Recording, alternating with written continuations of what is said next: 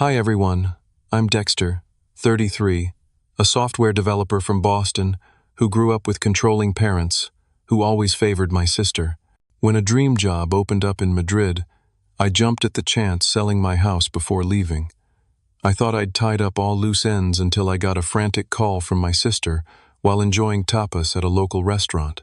Somehow my parents had given her the keys to my house, a house that now belonged to someone else. Before I tell you how my sister ended up in a stranger's house, hit like and subscribe and let me know in the comments where you're watching from. Growing up in suburban Massachusetts wasn't exactly the idyllic childhood you see in movies. My parents made it clear from early on that there was a hierarchy in our family, and I wasn't at the top. My sister Amanda, who's 28 now, was always the golden child. Everything she did was celebrated like she'd just discovered the cure for cancer, while my achievements barely registered on their radar. When Amanda made the swim team in middle school, my parents threw a party and invited the entire extended family. When I was accepted into the robotics club and won a regional competition, they asked if that would interfere with my lawn mowing schedule. That pretty much sums up my childhood. The disparity became even more obvious as we entered high school. Amanda got a car for her 16th birthday, a brand new Honda Civic with all the bells and whistles. When my 16th birthday rolled around, my dad handed me a bus schedule and told me that independence meant figuring things out for myself. I ended up saving for 2 years, working at a local grocery store after school and on weekends to buy a beaten-up Ford that broke down every other week. College was where the difference in treatment became impossible to ignore. My parents paid Amanda's full tuition at a private university, covered her apartment, and gave her a generous monthly allowance. They sat me down before senior year of high school and explained that they couldn't afford to help with college because they were saving for Amanda's graduate school. I remember my mother saying, "You're smart and resourceful, Dexter. You'll figure it out." And figure it out I did. I worked 3 jobs while maintaining a full course load at the state university. I was a teaching assistant in the computer science department, stocked shelves overnight at a 24-hour supermarket, and did freelance web development on the side. I graduated with honors and minimal debt entirely through my own efforts. My career in software development took off faster than I expected. I landed a good position at a tech company right out of college and climbed the ladder steadily. By the time I was 30, I had saved enough for a down payment on a modest house in a nice neighborhood outside Boston, a 3-bedroom colonial with a small yard and a front porch where I could drink my morning coffee. Buying that house was a major milestone for me. It represented everything I had worked for: stability, independence, and proof that I could succeed without my parents' help. When I called to tell them about it, my father's first question was whether I'd gotten a good interest rate. My mother wondered aloud if it wasn't too much house for just one person. Amanda, who was present during the call, immediately asked when she could come stay for an extended visit. Despite the obvious favoritism and years of feeling like a second-class citizen in my own family, I never completely cut ties. I reduced contact to holiday gatherings and occasional phone calls, always keeping conversations light and avoiding any topics that might lead to confrontation. I told myself this was maturity, but looking back, I was still seeking approval I would never receive. The family dynamic shifted about 8 months ago when Amanda's marriage fell apart. Her husband, a pharmaceutical sales rep she'd met in college, left her for his coworker. Amanda, who had never held a full-time job, suddenly found herself without the comfortable lifestyle she was accustomed to. Predictably, she moved back in with our parents, who welcomed her with open arms and converted their home office into a temporary bedroom for her. That's when the pressure on me intensified. My mother started calling weekly with thinly veiled suggestions about how I could help Amanda get back on her feet. My father was more direct, asking if I could loan Amanda money for a fresh start. Neither of them seemed to consider that Amanda might need to take responsibility for her own life, for once. "Your sister is going through a very difficult time," my mother would say, her voice dropping to that guilt-inducing whisper she'd perfected over the years. Family helps family, Dexter. I maintained my boundaries while trying to stay civil. I offered to help Amanda update her resume and used some industry connections to get her interviews for entry-level positions. I even suggested she could stay with me for a week or 2 while apartment hunting. but I made it clear that I wouldn't be her financial safety net. This stance was met with cold disappointment from my parents and passive-aggressive texts from Amanda about how some people don't understand the meaning of family. The tension was building, but I was managing it. Then came the job offer that would change everything. The email from Tech Fusion International arrived on a Tuesday morning in early spring. At first I thought it was spam. An international tech company headquartered in Madrid wanted to interview me for a senior developer position. It seemed too good to be true. But after some research and a few preliminary calls, I realized this was legitimate and potentially life-changing. Tech Fusion was expanding their artificial intelligence division and had come across some open-source code I'd contributed to GitHub. They were impressed with my problem-solving approach and wanted someone with my skill set to join their team. The position offered a substantial salary increase, comprehensive benefits, and most enticingly, the chance to live in Spain for at least 2 years. My initial reaction wasn't immediate excitement. Instead, I felt a familiar weight of family obligation holding me back. What would my parents expect of me? If I moved overseas, would they guilt me about abandoning Amanda during her time of need? Would moving thousands of miles away finally make me the official black sheep of the family? I called my best friend Tyler that evening, pacing around my kitchen as I explained the offer and my reservations. "Are you seriously considering turning this down because of your family?" Tyler asked, the disbelief evident in his voice.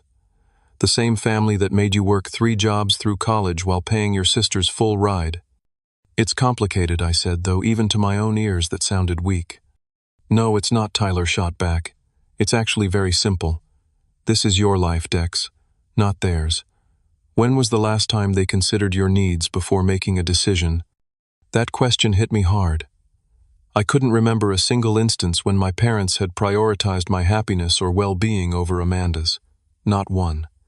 Over the next week, I threw myself into researching Madrid, the neighborhoods, the cost of living, the expat community, the tech industry there. I spoke with current Tech Fusion employees via video calls asking about their experiences. I consulted with a financial advisor about the implications of working abroad. Every piece of information I gathered pushed me closer to saying yes. The final interview with Tech Fusion sealed the deal. The team was brilliant and welcoming. The projects they described were exactly the kind of challenging work I'd been craving, and they made it clear they valued work-life balance, something my current company only paid lip service to. When the official offer came through, I accepted it within 24 hours. I would start in Madrid in 6 weeks.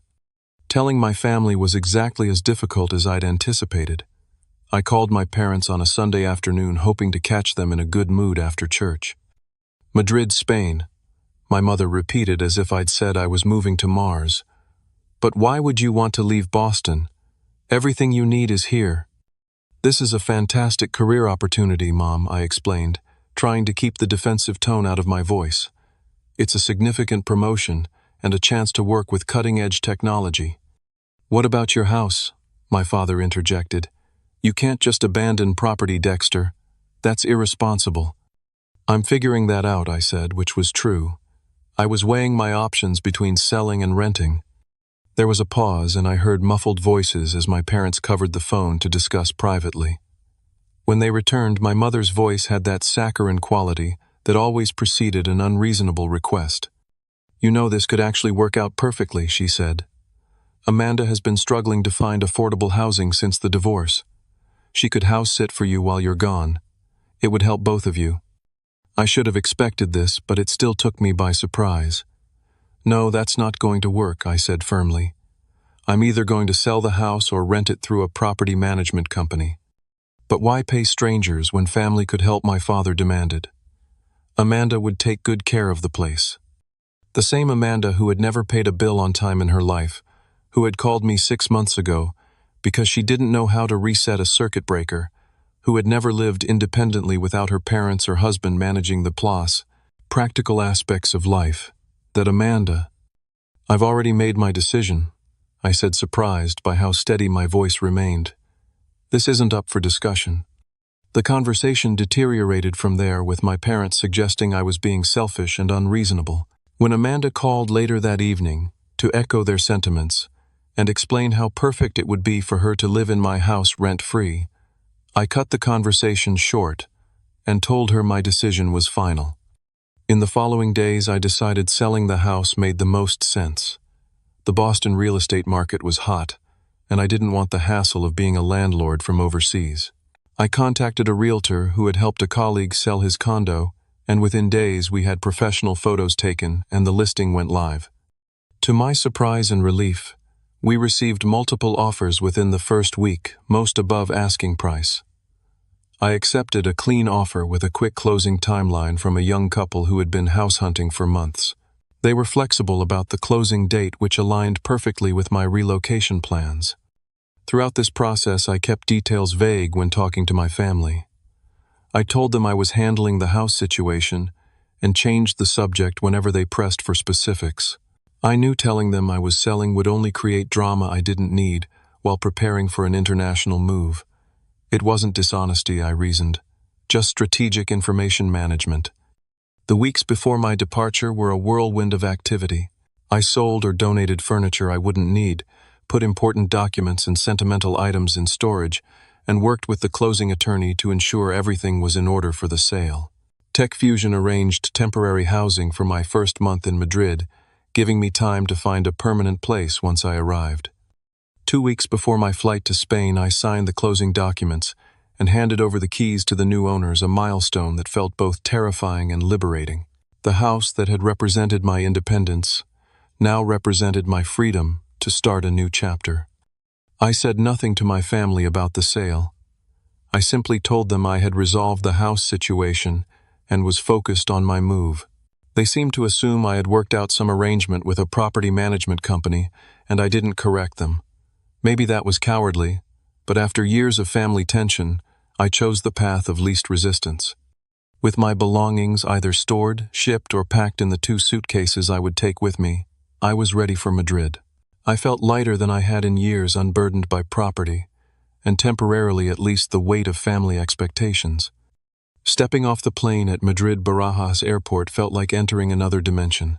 The air smelled different, the lights seemed brighter, and the rapid-fire Spanish announcements over the PA system made it clear I wasn't in Massachusetts anymore.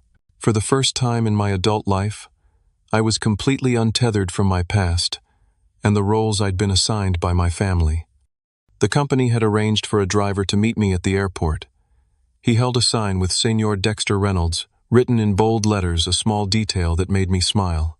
I wasn't just Dexter Amanda's less important brother, or the dutiful son who never quite measured up.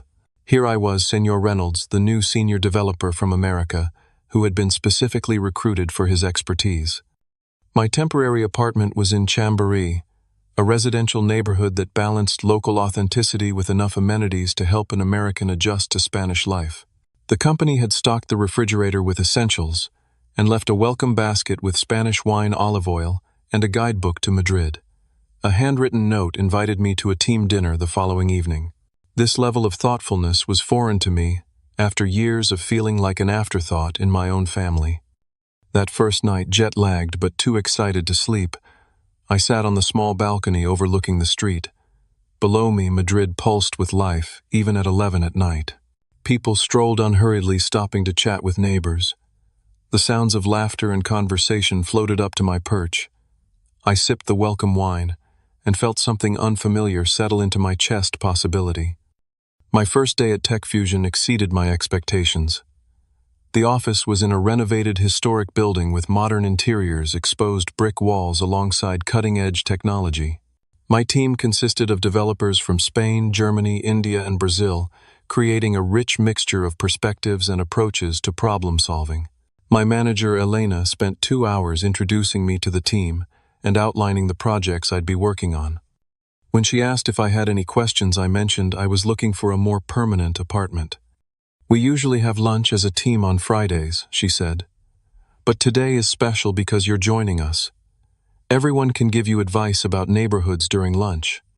That lunch lasted nearly 2 hours with animated debates about the best areas of Madrid for a single American in his 30s. Javier insisted that Malasaña was the only place to experience Madrid's true culture. Sofia countered that Salamanca would be more comfortable for someone still adjusting to Spanish life. Miguel suggested Retiro for its proximity to the famous park.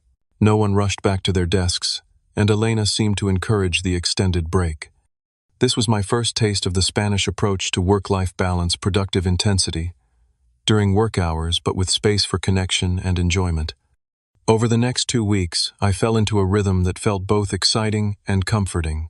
Mornings began with strong coffee at a cafe near my apartment, where the barista quickly learned my order and started preparing it when I walked in.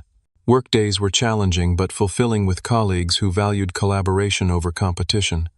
Evenings and weekends became adventures in exploration, trying local restaurants, visiting museums, wandering through different neighborhoods to determine where I might want to live long-term. Miguel from my team invited me to dinner with his friends, a mix of locals and expats who welcomed me without hesitation. Sofia showed me her favorite hidden plaza where locals gathered on summer evenings. Javier insisted on teaching me essential Spanish phrases that weren't in any guidebook. These small kindnesses from relative strangers contrasted sharply with the constant judgment I'd felt from my own family. On my first Saturday in Madrid, I visited Retiro Park. The massive green space was filled with families, couples, and individuals all enjoying the perfect spring weather. I rented a rowboat on the small lake, something I would have felt self-conscious doing alone back home. As I lazily paddled around watching people picnic on the shores and street performers entertain crowds, I felt a profound sense of peace. My parents called via video that evening. I answered from my temporary apartment, genuinely excited to share my experiences with them despite our complicated relationship. "The apartment is so small," was my mother's first comment after I gave them a virtual tour, "and it looks old." "It's just temporary," I explained. "And it's actually in a historic building from the 1800s, which is why it has these amazing details." I pointed to the ornate molding on the ceiling.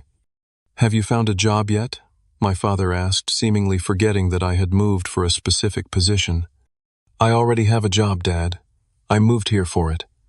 I've been working at Tech Fusion for about 2 weeks now." "Well, how long do you think this phase will last?" my mother asked, her tone suggesting she was humoring a child's fleeting interest. "It's not a phase, Mom. It's a minimum 2-year contract, and if things go well, I might stay longer." The conversation continued in this vein, with my parents showing little interest in my new life, unless it related somehow to when I'd returned to Boston or how this affected Amanda. They didn't ask about my work, my colleagues, or my impressions of Madrid. When Amanda joined the call briefly, she immediately complained about a job interview that hadn't gone well, shifting the focus to her struggles. After hanging up, I sat on my balcony again, watching the lively street below. The contrast between my family's narrow focus and the expansive world I was discovering couldn't have been clearer. For the first time, I could see how their constant disapproval had shaped my self-perception. Here, 3,000 miles away, that fog was beginning to lift. The following weekend, I explored potential neighborhoods for a permanent apartment. Retiro had captured my heart with its proximity to the massive park, good transportation connections, and mix of traditional and modern elements. I contacted a rental agent who specialized in helping expatriates and arranged to see several apartments the following week. During a team lunch, I mentioned my plans to find a permanent place. "So you're really staying," Sofia said, not as a question but as an observation. "That's the plan," I replied. "I'm actually looking at apartments in Retiro." "Good choice," Javier approved. "Not too touristy but still central." "Will your family visit you here?" Elena asked casually. The question caught me off guard. The thought of my parents navigating Madrid's vibrant chaos, or Amanda complaining about the lack of American conveniences, seemed absurd. "I doubt it," I said honestly. "They're not big on international travel." "Then we will be your Madrid family," Elena declared, raising her glass in a toast that everyone joined. Family. The word had always carried such weight and complication for me, but here it was being offered freely without conditions or comparisons. As I clinked my glass with my new colleagues, I realized I was beginning to envision a long-term future in Spain, not just professionally, but personally. A future where I could define myself on my own terms, not in relation to Amanda or my parents' expectations. That night, I video-called Tyler to share my experiences. "You sound different," he said after I'd been talking for several minutes. "Different? How?" Lighter, happier, like you can finally breathe. I realized he was right. The geographic distance from my family had created emotional space I desperately needed. For the first time, I was living my life instead of reacting to their expectations and disappointments. As I prepared for bed that night, I looked at the map of Madrid neighborhoods I'd been studying. Tomorrow, I would see more apartments, continue exploring my new city, and take another step toward making this new life permanent. The thought filled me with anticipation rather than anxiety. I was 3,000 miles and an ocean away from the weight of family history, and I was beginning to realize that was exactly where I needed to be. The call came on a Wednesday evening, exactly 17 days after I'd arrived in Madrid. I was sitting at an outdoor table at a small restaurant in Plaza Santa Ana, savoring a plate of patatas bravas and watching the sunset paint the buildings in golden light. The waiter had just brought a glass of local red wine when my phone lit up with Amanda's name. My first instinct was to ignore it. It was nearly midnight in Boston, and calls from Amanda rarely brought anything positive. But something, curiosity perhaps, or the lingering sense of family obligation, made me answer. "Hello? Dexter." "Oh my God, Dexter." Amanda's voice was high-pitched and breathless. In the background, I could hear other voices, at least two people speaking in tense tones. "Amanda, what's going on?" I took a sip of wine, already anticipating some manufactured crisis. "Why didn't you tell me you sold the house?" she demanded, her voice a mixture of panic and accusation. "I'm standing in your living room with the new owners right now, and they're threatening to call the police." The wine I'd just sipped nearly came back up. "You're what? Why are you in my old house?" "Mom and Dad gave me your spare keys. They said I could stay here while looking for an apartment. I've been moving my things in all day, and then these people showed up claiming they own the place." The pieces clicked together in my mind with nauseating clarity. My parents had somehow gotten hold of my spare keys, probably from the set I'd given them years ago for emergencies, and had given them to Amanda without even asking me. They had assumed I would keep the house vacant during my time in Madrid, despite my explicit statement that I wouldn't let Amanda stay there. "Amanda, I sold that house before I left for Spain. I told everyone I had handled the housing situation." "You never said you were selling it," she shrieked. "Why would you do that without telling us? Where am I supposed to live now?" I took a deep breath, keenly aware that the nearby diners were glancing at me with concern. "Amanda, please put me on speaker so I can talk to the owners." There was shuffling, and then a man's voice came through, tense but controlled. "This is Ryan Cooper. My wife and I bought this house 2 weeks ago. We came home from dinner to find a stranger in our house, claiming to be the owner's sister. Mr. Cooper, I am so sorry about this," I said, my cheeks burning with embarrassment despite being an ocean away. "There's been a terrible misunderstanding. I'm Dexter Reynolds, the previous owner. My sister was apparently given keys without my knowledge. I can assure you I had no idea this was happening. She's moved furniture into our guest bedroom," a woman's voice interjected, presumably Mrs. Cooper, "and she's rearranged our living room." "I thought it was still Dexter's house," Amanda protested in the background. "Mom and Dad said it would be fine." "I'll pay for any damages," I said quickly, "and I'll make sure my sister leaves immediately. Again, I am incredibly sorry for this invasion of your home." As I was speaking, another call beeped in my parents. "Mr. and Mrs. Cooper, my parents are calling right now. Let me speak with them and sort this out. Can I call you back in 5 minutes?" I switched to my parents' call, moving away from my half-eaten dinner to find a quieter spot near the edge of the plaza. "Dexter, what on earth is going on?" My mother's voice carried that familiar note of disapproval. "Amanda just called us hysterical, saying you sold the house without telling anyone." "I did sell the house," I confirmed, trying to keep my voice steady. "I told you all that I had handled the housing situation before leaving. What I want to know is why you gave Amanda my keys without even asking me. We assumed you'd want to help your sister, my father, cut in. She needed a place to stay, and you had an empty house. It was the logical solution. It wasn't your decision to make," I said, feeling my calm facade beginning to crack. "And the house wasn't empty. It belongs to a new family now. Amanda broke into their home." She used a key, my mother protested. That's hardly breaking in.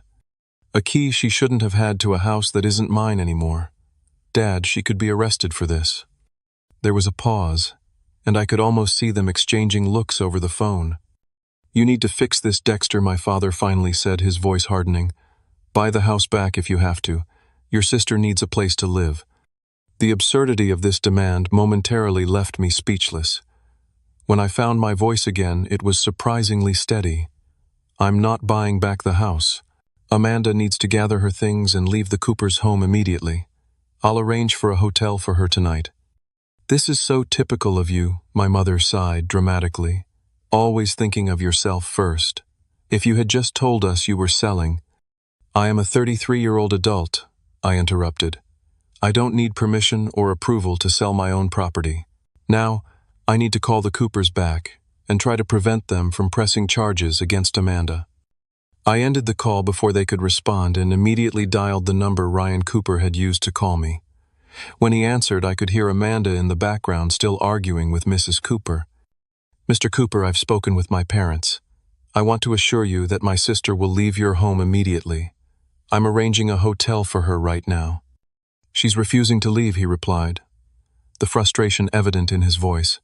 She keeps saying she has nowhere else to go. Mr. Reynolds, I don't want to involve the police, but this is completely unacceptable. I understand. Can you put me on speaker, please? When he confirmed I was on speaker, I raised my voice slightly. Amanda, you need to leave the Cooper's house right now. I'm booking you a room at the Marriott downtown. I will pay for 3 nights, which should give you enough time to figure out your next steps. How could you do this to me? Dexter, Amanda's voice cracked with what sounded like genuine distress. You knew I needed a place to stay. I've already moved some of my stuff in. I explicitly told Mom and Dad that you couldn't stay at my house, I said firmly. I never gave permission for this. Now please apologize to the Coopers and leave their home. Where am I supposed to go? She demanded. I told you, I'm booking you a hotel right now. I'll text you the confirmation, but you need to leave the Cooper's house immediately, before they have no choice but to call the police. There was a long pause filled with what sounded like muffled crying. Finally, Mrs. Cooper's voice came through. She's agreed to leave. We'll help her get her things into her car. Relief washed over me. Thank you for your patience, Mr. and Mrs. Cooper. I am truly sorry for this situation. Please let me know if there are any damages I can compensate you for. After ending the call, I quickly booked a hotel room online and forwarded the confirmation to Amanda. Then I returned to my table at the restaurant where my dinner had gone cold and my wineglass stood untouched. The waiter approached with concern. Is everything okay, sir? Is everything okay? No, I answered honestly. But it will be. As I settled my bill, my phone buzzed with a text from Amanda. I hope you're happy now. Mom and Dad are furious with you. I'm in the hotel but have nowhere to live because of you. I put the phone away without responding. The weight of family drama that I thought I'd left 3,000 miles behind had somehow reached across the Atlantic to find me. But for the first time, I wasn't going to apologize for setting boundaries or living my life on my own terms. The morning after the incident, I woke to a barrage of missed calls and text messages. My parents had called 7 times overnight. Amanda had sent a stream of increasingly accusatory texts. Even my aunt and uncle had weighed in, clearly having heard a one-sided version of events. I was scheduled to view apartments that afternoon, a step towards cementing my new life in Madrid, but the family crisis threatened to overshadow everything. Rather than let it simmer, I decided to address it head-on. I made a video call to my parents, knowing Amanda would likely be with them. They answered immediately. As expected, Amanda sat between them on their living room sofa, her eyes red and puffy from crying. My father's face was set in the stern expression I knew all too well from childhood, while my mother wore her martyred look of disappointment. Dexter James Reynolds, my father, began using my full name as if I were still a child. You have some explaining to do. Actually, I think you're the ones who need to explain. I countered, surprising myself with my directness. You gave Amanda keys to a house that wasn't mine anymore without even asking me first. You never told us you sold it, my mother exclaimed. How were we supposed to know? I told you I had handled the housing situation. I wasn't obligated to provide details of a private real estate transaction to anyone, including family. This is exactly the kind of selfish behavior we've come to expect from you, my father said, his voice rising. Your sister needed help during a difficult time, and you couldn't even keep your house for a few months to give her a place to stay.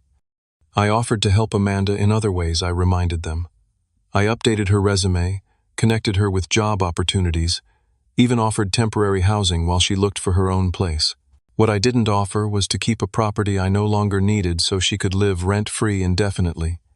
It wouldn't have been indefinitely, Amanda interjected, her voice quavering. Just until I got back on my feet. And when would that be exactly? I asked. You've been getting back on your feet since your divorce 8 months ago. That's unfair, my mother protested. Amanda has been through a traumatic experience. So getting divorced means she's entitled to my house. A house I worked 3 jobs to save for, that I paid for entirely on my own without any help from any of you. We're your family, my father said, as if that single fact trumped all other considerations. Family helps family. Funny how that principle only seems to apply when Amanda needs something, I observed. Where was that family-first attitude when I was working overnight shifts to pay for college? An uncomfortable silence followed. Amanda broke it with a dramatic sob. I had already started moving my things in. I gave notice at my apartment because Mom and Dad said I could stay at your place. This was news to me. You gave notice at your apartment, without even confirming with me first. Mom and Dad said it would be fine, she sniffled. They said of course you'd want to help me. I looked at my parents, who at least had the grace to look slightly embarrassed. You told her she could move into my house without even asking me. We assumed you'd be keeping it, my father said defensively. It made no sense to sell a perfectly good house for a temporary job overseas. This isn't a temporary job, I said for what felt like the 100th time. This is a career move, potentially a permanent one. And even if it were temporary, the house was mine to sell. Well, you need to fix this, my mother declared. Amanda has nowhere to live now because of your impulsive decision. My decision to sell my own property wasn't impulsive, and Amanda has the same options anyone else would have. She can find an apartment, stay with friends, or continue living with you. Our house isn't set up for long-term guests, my father objected.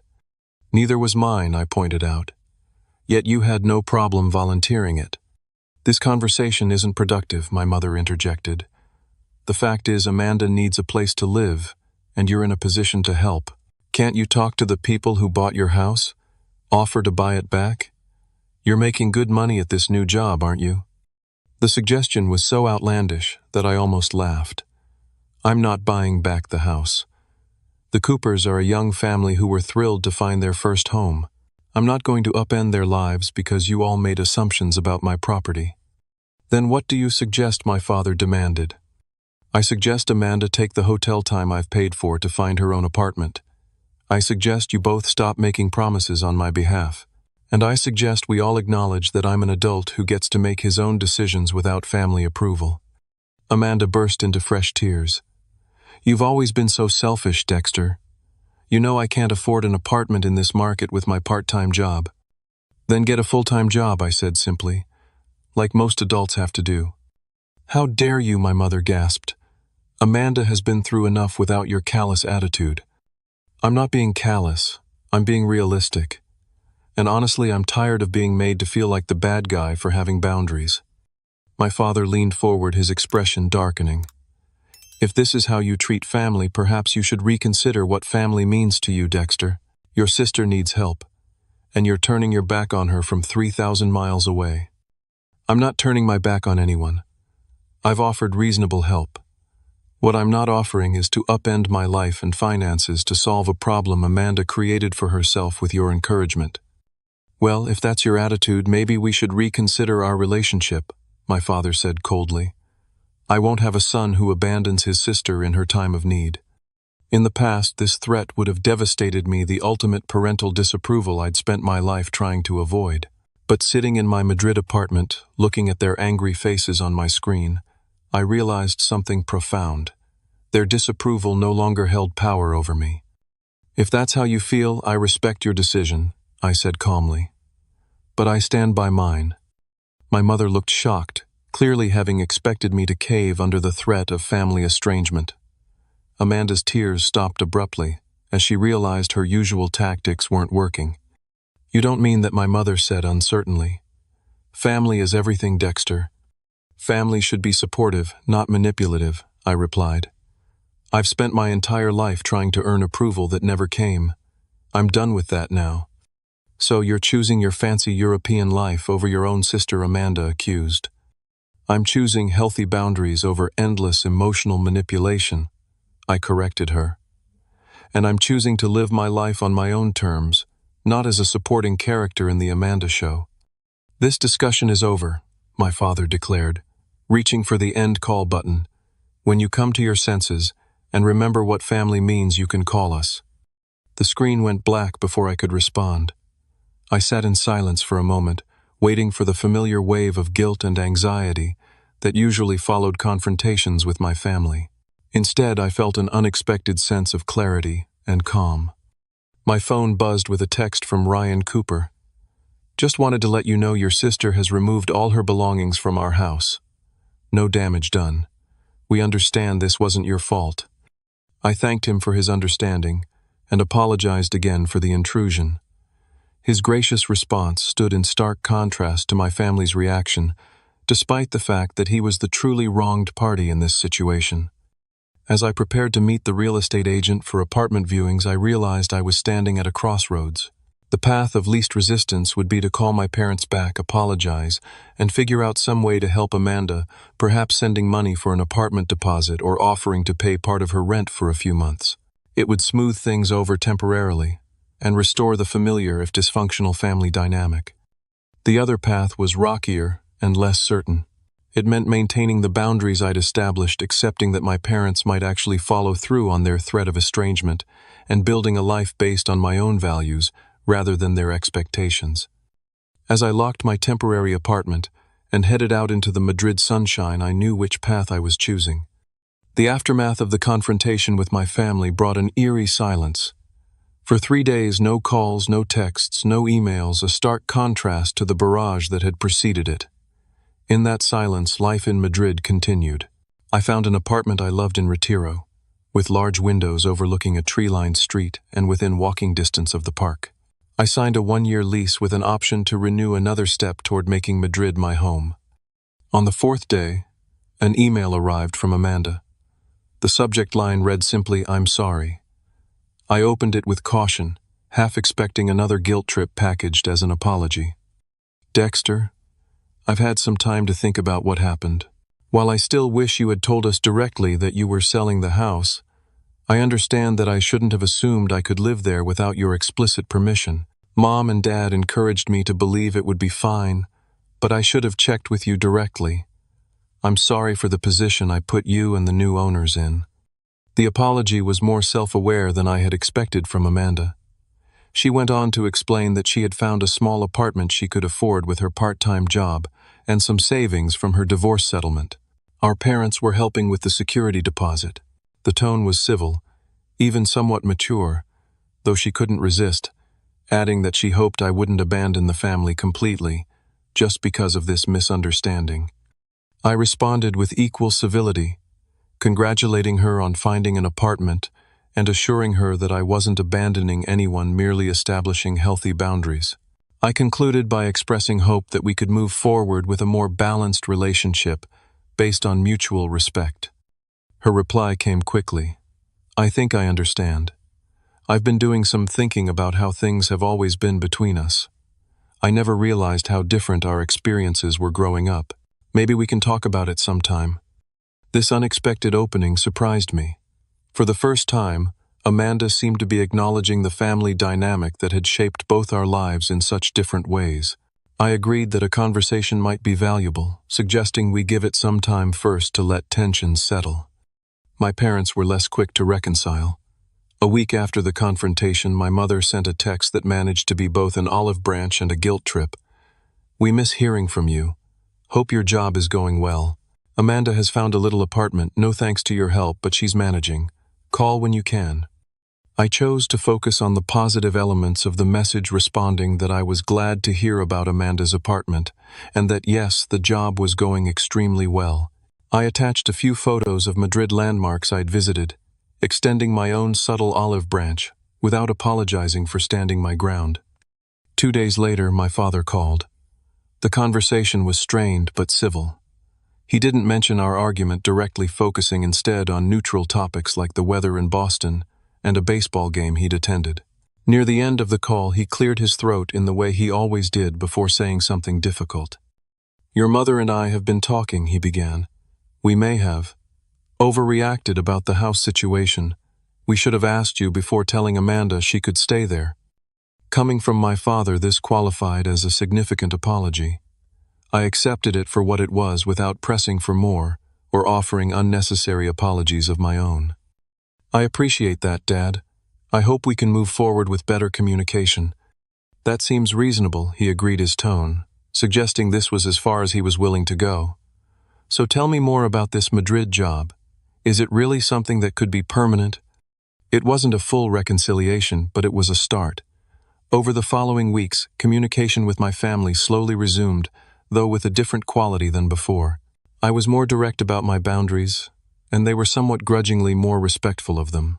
Amanda and I had several conversations about our childhood and the family dynamics that had shaped us both. While she didn't fully acknowledge the preferential treatment she'd received, she did admit that our parents had created an unhealthy dependency in her that she was now struggling to overcome. Meanwhile, my life in Madrid flourished. I settled into my new apartment, decorating it with local art and furniture that reflected the city's blend of traditional and modern aesthetics. My Spanish improved from rudimentary to conversational, allowing me to navigate daily life with increasing confidence. At work, I took on leadership of a key project, earning recognition from senior management. The expat community I'd connected with became a kind of chosen family. Sunday brunches with Sophia and her boyfriend, weekend hiking trips with Javier and his friends, cultural events with colleagues. These relationships developed naturally without the weight of obligation or comparison that had characterized my family interactions. About a month after the house incident, I received an unexpected email from Ryan Cooper, the new owner of my former house. He attached photos of the renovations they'd completed on the kitchen, a project I'd always wanted to do but never found time for. "Thought you might like to see how the house is evolving," he wrote. "My wife and I wanted to thank you again for handling that awkward situation with your sister so promptly. We understand family complications and appreciated your professionalism. If you're ever back in Boston and want to see how we've made the place our own, you'd be welcome for dinner." This simple gesture of goodwill from someone who had every right to be angry touched me deeply. I thanked him for the photos and the invitation, promising to take them up on it if I found myself back in Boston. As spring turned to summer in Madrid, I realized I hadn't thought about my family's approval in weeks. The constant background anxiety that had accompanied me throughout my adult life. Am I doing enough? Will they finally be proud of me? Why can't they see my value had faded to near silence? In its place was a growing confidence in my own choices and values. One evening, as I sat on my balcony watching the sunset paint the Madrid skyline in gold and pink, my phone rang with my mother's number. I answered with a neutral hello, unsure what to expect. "Dexter," she began, her voice lacking its usual edge. "Your father and I have been talking, and we've decided we'd like to visit you in Madrid. If that's something you'd be open to, of course." The request caught me completely off guard. In all our years as adults, my parents had never expressed interest in visiting me, not when I bought my house, not when I received promotions, not for any milestone in my life. "You want to come to Madrid?" I repeated, buying time to process the request. "Yes," she said, sounding uncharacteristically uncertain. "We thought it might be nice to see this new life you've built. And to try to understand better."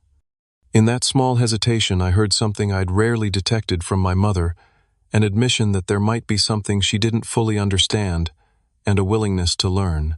It wasn't a complete transformation, but it was a start. "I'd like that," I said honestly. "Madrid is beautiful in the fall. The tourist crowds are gone, and the weather is perfect.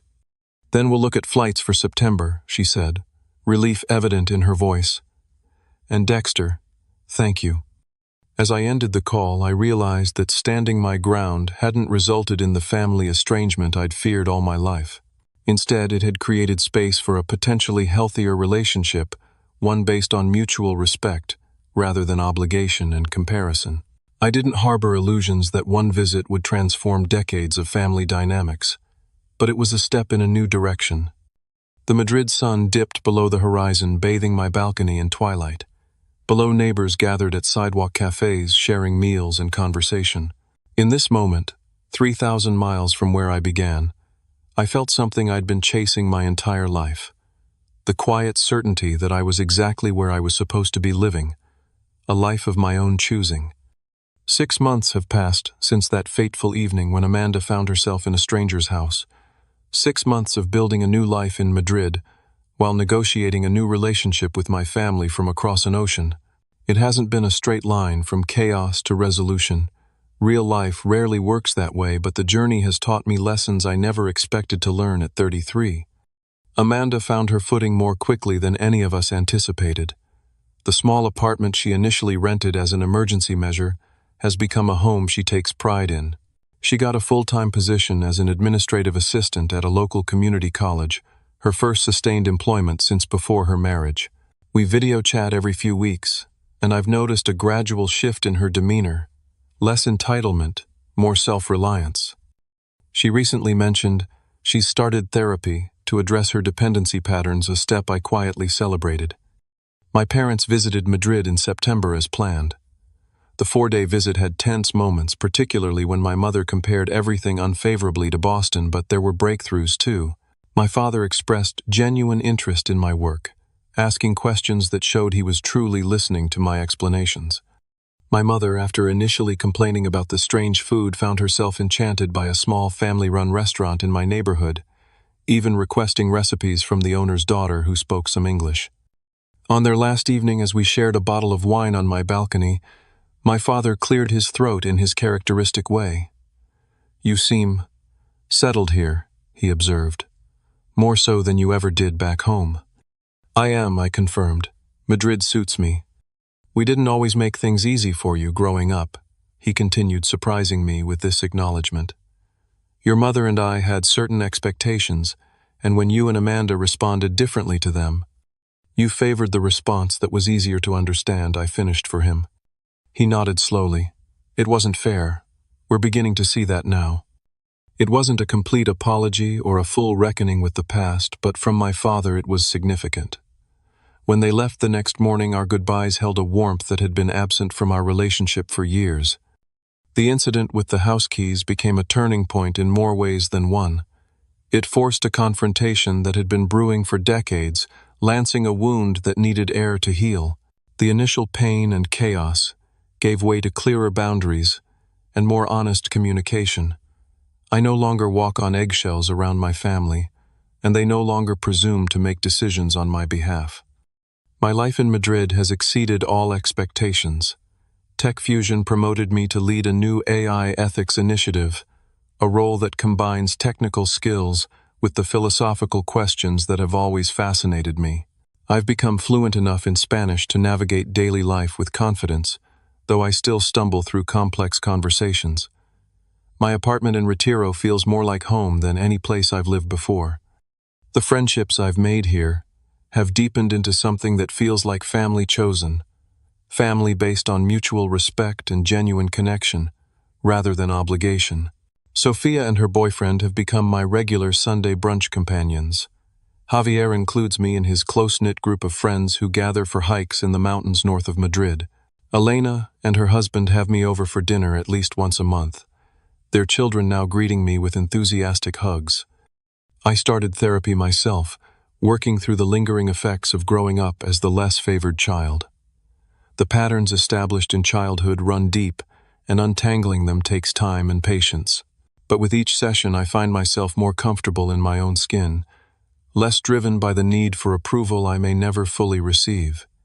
Perhaps the most unexpected development came last month when I received an email from Ryan and Jessica Cooper, the couple who bought my house in Boston. They attached photos of a housewarming party they'd hosted, the renovated spaces filled with friends and family.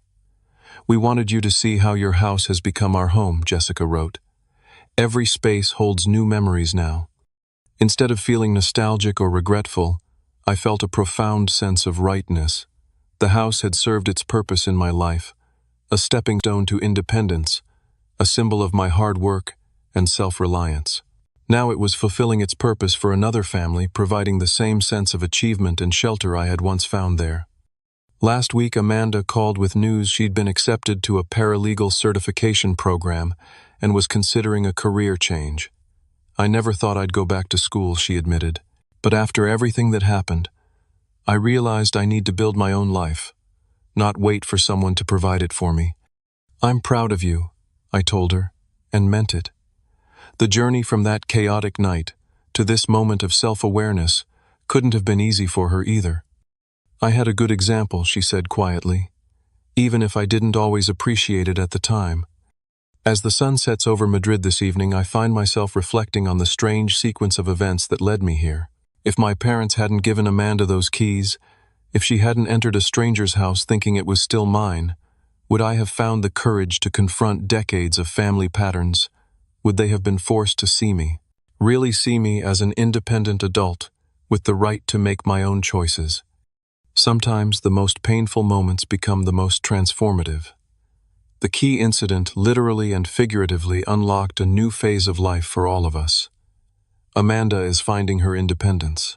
My parents are reconsidering long-held assumptions, and I am building a life based on my own values rather than reactions to family expectations. I don't know if I'll stay in Madrid forever. The 2-year contract has another 18 months, and Tech Fusion has hinted they'd like me to consider a permanent position. What I do know is that wherever I go next, I'll be making the decision based on what's right for me, not out of obligation or fear or the endless quest for approval. The distance, both geographic and emotional, has given me perspective I couldn't find when I was enmeshed in family dynamics. From here, I can see my family more clearly with all their flaws and strengths. And perhaps more importantly, I can see myself more clearly too. Have you ever had to set difficult boundaries with family? Has distance, physical or emotional, ever given you clarity about relationships that were too close to see clearly? Let me know in the comments below. And if you found value in my story, please hit like and subscribe to hear more about navigating family dynamics as an adult. If you know someone struggling with similar family patterns, share this video with them. Sometimes knowing we're not alone in these challenges makes them easier to face. Thank you for listening, and remember, sometimes the keys we think open doors to our past actually unlock pathways to our future.